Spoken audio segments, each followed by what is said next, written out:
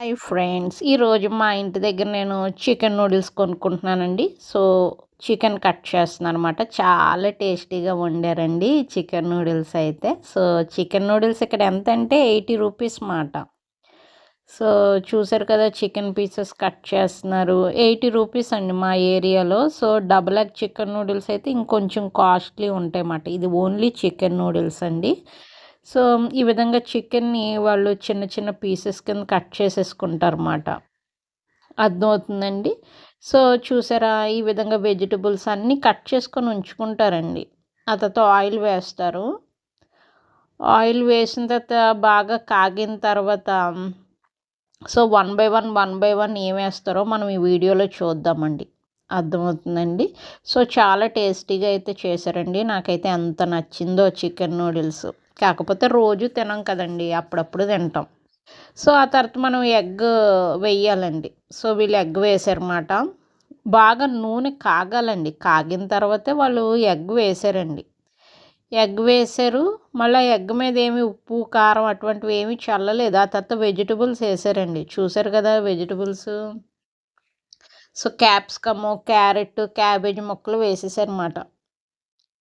అర్థమవుతుందండి.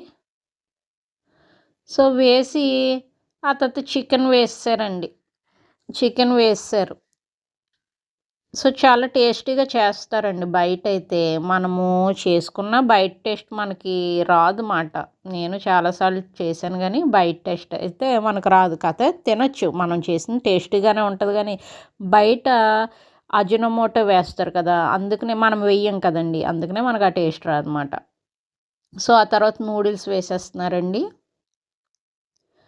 ఆ తర్వాత నూడిల్స్ వేస్తున్నానమాట. చాలా టేస్టీగా అయితే వండారండి. మీరు కూడా ఒకసారి ట్రై చేయండి. మీరు వైజాగ్ అయితే. అర్థమవుతుందండి.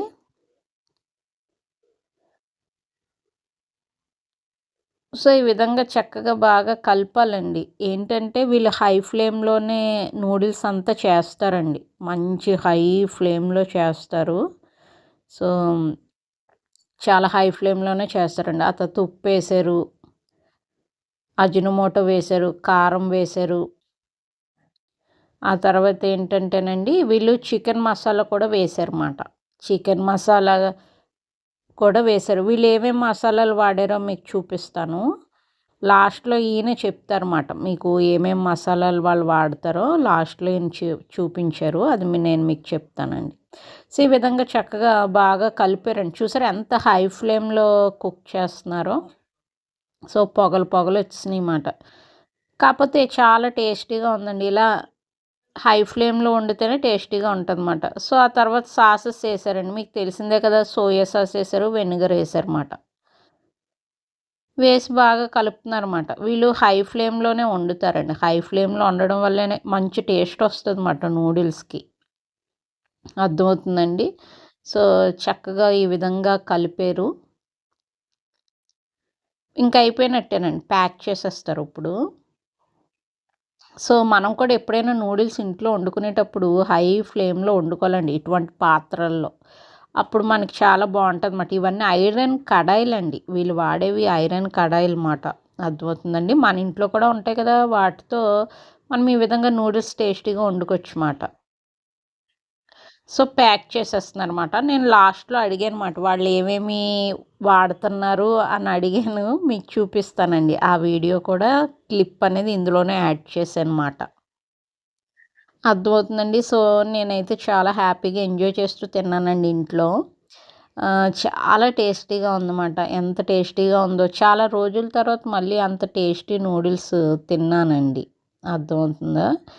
సో ఫుల్ ప్యాకేనండి. హాఫ్ ప్యాక్ కాదు, ఫుల్ ప్యాకే మాట. Full pack. Okay friends. So నాకైతే ప్యాక్ రెడీ అయిపోయింది. ఈళ్ళు సోయా సాస్ ఇచ్చారు. అదేవిధంగా చిల్లీ సాస్, టమాటా సాస్ కూడా ఇచ్చారండి. ఆ పొడులు కొంచెం ఎక్స్‌ప్లెయిన్ చేయండి. Salt madam, Ajinomoto, chilli powder, chicken masala, black pepper.